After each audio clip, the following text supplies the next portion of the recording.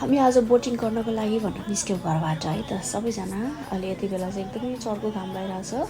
हामी जाँदैछौँ बाटोमा। नारायणगढ पुग्न केही समय मात्र बाँकी छ। बाबा छोरा अनि मेरो मायालु साथी अनि यहाँ चाहिँ म छु अनि मेरो छोरी। आज चाहिँ हामी गएर फर्स्टमा बोटिङ गर्ने, रिभर साइडमा केही फोटोसोटो भिडियो बनाउने, त्यसपछि बर्काती जाने भन्ने हाम्रो प्लान छ अस्तिदेखिको। अनि त्यहाँ गएर नाङ्लो सेट खाजा खाने भनेर हामीले सोचिरहेको थियौँ। त्यही भएर आज चाहिँ हामी टाइम निकालेर निस्केको। मेरी छोरी छिन् है, उहाँ चाहिँ। हामी अब केही बेर पछाडि मैले बोटिङको भिडियो चाहिँ पोस्ट गरिसकेको छु, त्यही भएर मैले त्यो भिडियोलाई स्किप गरिदिएँ।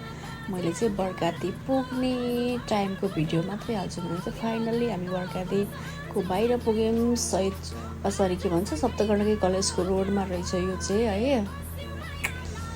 त हेर्नुहोस् है, यही हो बर्काती होटल। हामी यहाँ जाँदैछौँ।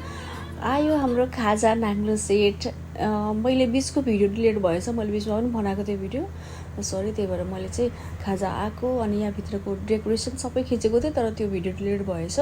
त्यसकारण मैले चाहिँ यति मात्रै पोस्ट गरेँ है त। अनि यहाँको नाङ्लो सेटमा चाहिँ हेर्नुहोस् न गाइस, कस्तो दामी छ। यहाँभित्र आउँदाखेरि यति आनन्द रहेछ है। हामी आउने प्लान थियो, आयो, खुसी लाग्यो। मेरो छोरोलाई ससेज मनपर्छ, उसले ससेज खाँदैछ।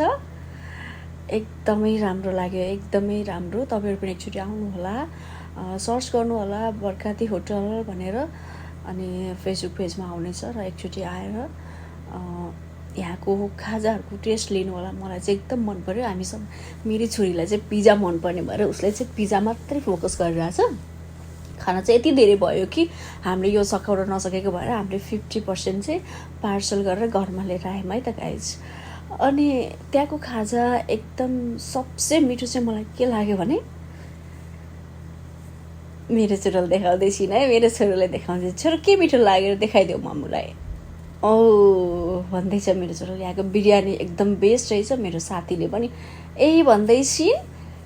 अनि हामी अब जान्छौँ यहाँदेखि। Thank you. एकचोटि आउनु होला बर्कातीमा खाजा खानको लागि।